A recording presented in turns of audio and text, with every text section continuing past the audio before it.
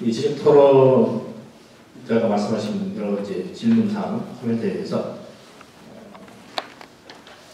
발표자께서 좀 간략하게 답변해 주시고 플로우로 기회를 드리도록 하겠습니다.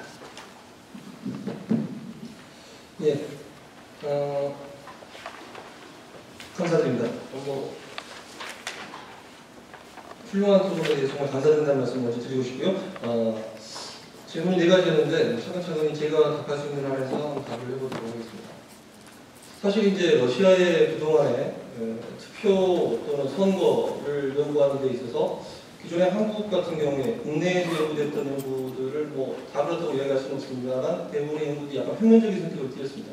그 이유는 뭐냐면 저희가 기존 서구에서 지금 쭉 해오고 있는 투표 형태 연구라든가 선거 연구라든가 정당 연구라든가 일련의 연구에서 굉장히 경험 연구를 많이 지금 하고 있고 또 경험 자료들을 많이 활용하고 있습니다.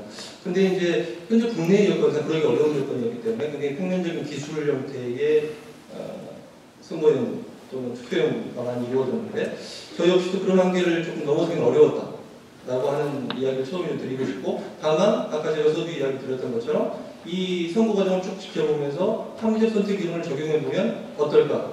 많이 좀 설명이 가능하지 않겠냐라는 생각이 들었고요. 토론자께서 지적하신 것처럼 정치 심리학 같은 경우도 충분히 활용될 수 있다고 저는 생각을 하고, 어쨌든 이 부분에 대해서 저도 다시 한번 검토를 충분히 다시 한번 해보도록 하겠습니다. 다만 이제 제가 드리고 싶은 이야기는 아까도 이제 질문이 조금 겹쳐 있는 부분일 수도 있겠다는 생각이 드는데, 이번 선거에서 제가 보기엔 선거의 승패, 선거의 관전 포인트라고 하는 것 자체는 푸틴이 낙선하느냐 당선되느냐 또는 통합 러시아가 과반을 확보하느냐 못하느냐, 근데 선거에 대해 선거 승리에 대한 내용 좀 달랐다고 보는 거죠. 기존 이제 다른 국가들에서 보면 누가 당선이 되느냐 마느냐의 문제가 중요하다고 본다면, 푸틴은 예를 들어서 이번 대선에서 1차 투표에서 당선이 결정됩니다. 그러니까 그동안에 누려왔던 지지율을 얼마만큼 끌고 있느냐라고 하는 게 3선으로 가는 과정에 정당성을 획득하는 측면에 있어서의 선거 승리를 의미한다는 거죠. 푸틴이 예를 들어서 2차 투표까지 가서 당선이 되었다. 초기 집권 초기에 국정운영이 굉장히 저는 만만치 않았어요. 생각합니다. 통합 러시아도 마찬가지죠. 통합 러시아도 기존의 3분의 2 개헌선까지는 말을 하지 않더라도 제가 계속 패배, 추락 이야기를 하는데, 과반 의석을 확보했음에도 불구하고 추락이라는 표현을 쓰는 것 자체가 그동안에 너무나 많은 의석을 갖고 있다가 이번에 상승 너무나 많이 빼앗겼기 때문에 제가 패배라는 이야기를 하고 있는 것 같습니다. 따라서 이 유권자의 합리적 선택 이론과 관련해서는 바로 러시아 선거에 이런 어떤 선거의 승패에 대한 특수성 자체를 일단 살펴볼 필요가 있지 않겠냐 하는 측면에서 저는 고민을 드리고, 또 하나는 이제 90년대 최전환 사회, 제가 아까 이야기 드렸던 것처럼 좀 연동되는 이런 고민이 있을 수 있을 것 같습니다. 토론자께서 지적하신 것처럼 최전환 초기에 보면 러시아의 정당 체제가 굉장히 많은 야당들이 존재했고 그 요소 야대의 국면이 조성이 됐습니다. 그리고 이 야당들은 나름대로 굉장히 확실한 자기의 이념적인 정체성을 갖고 있었다고 할 수 있죠. 공산당도 마찬가지고 자민당도 마찬가지고 그 밖에 여러 가지 자유주의 성향의 정당들도 마찬가지고 권력당들도 마찬가지였습니다. 자기 나름대로 이념 스펙트럼상에 어느 위치를 설정을 했고 유권자들이 거기에 대한 지지의 의사를 표명했던 것도 맞는 것이죠. 제가 보기엔 토론자께서 지적하신 것처럼 일단 합리적 선택 이론이 적용되기 위해서는 유권자가 선택할 수 있는 선택지 자체가 오랜 시간 동안 자기의 위치를 확고히 가져야 된다는 거죠. 두 번째, 유권자가 정당 일체감을 표현할 수 있을 만큼 정책 이념에 대해서 명백한 어떤 자기 지향을 갖고 있어야 된다는 점. 제가 보기에 1990년대 러시아 선거 그리고 정당 체제를 살펴보면 어느 정도 이 부분이 충족이 됐다고 생각을 합니다. 문제는 뭐냐면 현재에 들어왔을 때 이게 파괴될 수밖에 없었던 원인이 무엇이냐 하는 것이라고 저는 생각을 하거든요. 이른바 여소야대 러시아의 국면 자체가 무너진 것은 바로 옐친기의 극심한 혼란 상황이었습니다. 국민들은 옐친의 개혁에 대해서 처음에 지지를 보내기도 했고, 그러다 보니까 이제 당시 러시아의 선택이라든가 우리 집 러시아라든가 이런 권력당들이 어느 정도의 지지를 확보했죠. 그리고 또 헌법상으로 보면 초대통령제 같은 걸 실시하면 대통령이 굉장히 적극적인 이니셔티브를 발휘하면서 국정을 이끌어가기도 했습니다. 그런데 옐친 집권기의 10년 기간 동안 사실은 국민들이 이런 이념 스펙트럼에 기초한 투표를 하는 것조차가 사실 무의미할 정도로 국가 자체가 거의 존폐의 위기에 내몰렸다는 것이죠. 그래서 결국은 푸틴이라고 하는 아주 젊고 강력한 또는 단호한 국가 지도자의 이미지를 가진 새로운 지도자의 등장 자체를 국민들이 반겼고, 이 푸틴은 국가 지도자로 추인했죠. 그리고 당시에 굉장히 몰락으로 치닫고 있었던 이른바 권력당, 그 중에 또 에진스트바라고 하는 통합이라고 하는 당을 푸틴이 직접 지지의사를 표명하면서 새롭게 등장을 했습니다.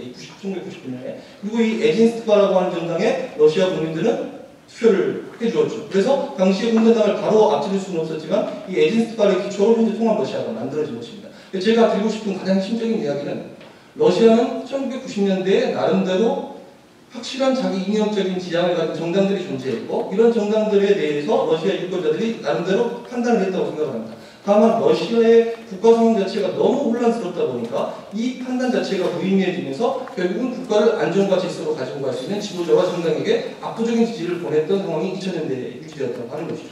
이런 상황이 다시 돌아오려면 이번에 2011-2012 대선 총선이라고 하는 것은 결국은 또 다른 선택지, 그들에게 우리가 과연 희망을 계속 가질 것인가 말 것인가라고 하는 문제 자체에 대한 선거 쟁점, 그러니까 선거 승패에 대한 역으로 온 것이라고 했을 때, 제가 보기엔 제 판단으로는 함정 선택이 충분히 가치가 있지 않겠냐 하는 생각이 들고요.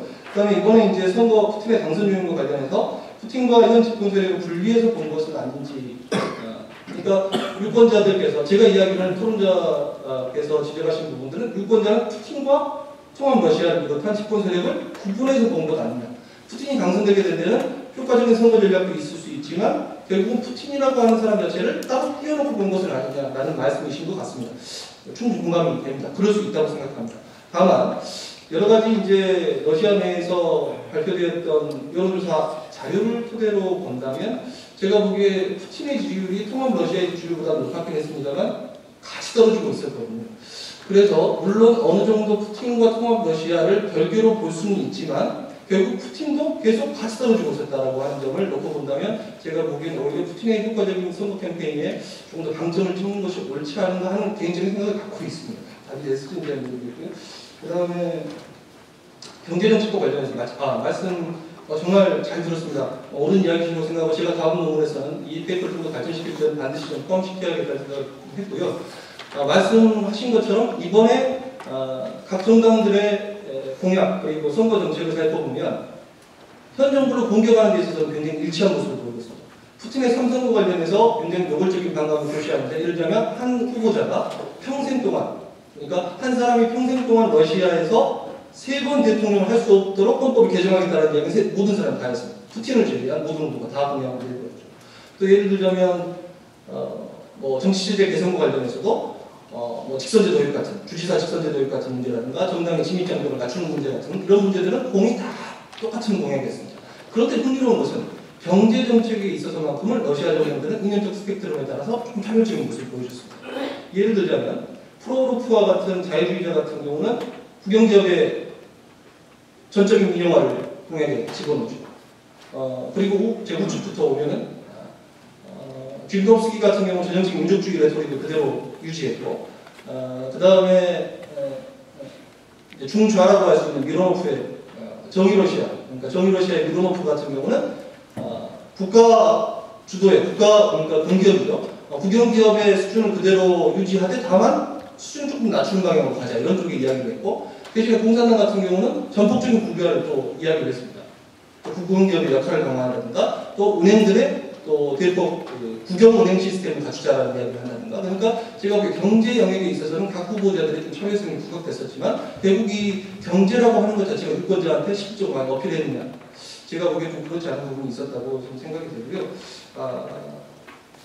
그리고 앞으로 좀 어떻게 진행될 것인가, 그리고 러시아의 정당 간 의미 있는 경쟁이 가능할 것인가, 그리고 가능하기 위해서는 어떤 조건이 필요한가라는 문제입니다.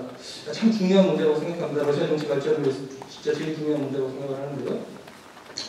저는 언젠가 저희 한국외대 국제학술회에서 제가 이제 그 싱크탱크들의 보고서를 한번 소개한 적이 있습니다. 그 러시아 파워 엘리트들의 러시아 엘리트의 정형 변화 관련해서 그런 얘기를 한 적이 있는데 실제로 푸틴은 알고 있습니다.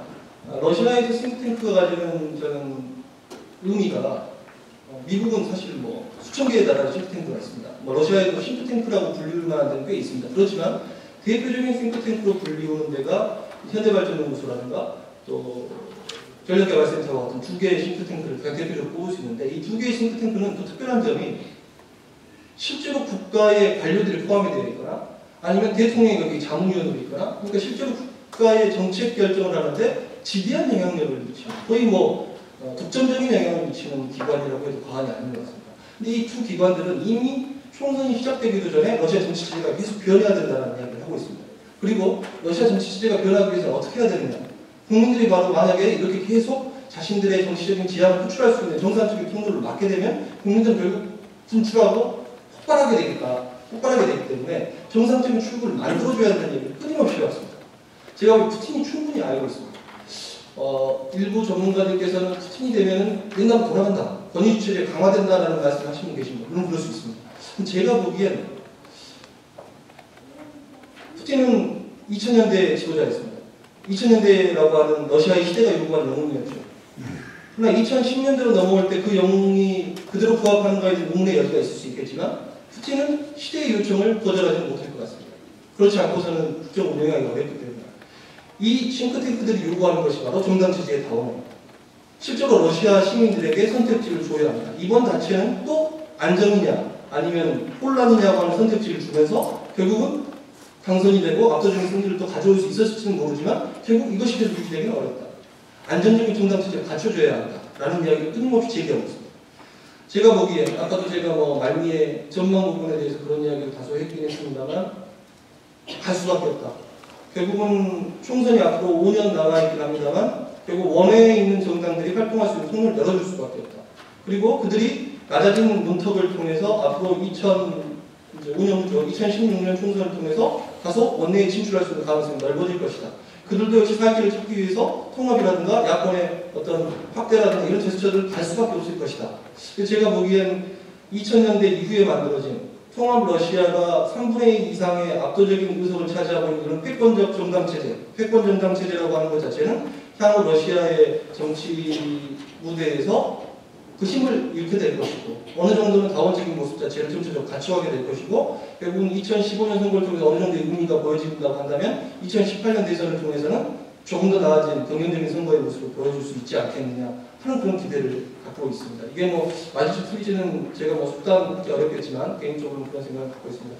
다시 한번 제 논문의 발전을 위해서 깊은 아주 의미 있는 토론해 주신 장승기 교수님께 감사드린다는 말씀 드리고 싶습니다. 예, 장 교수님 감사합니다.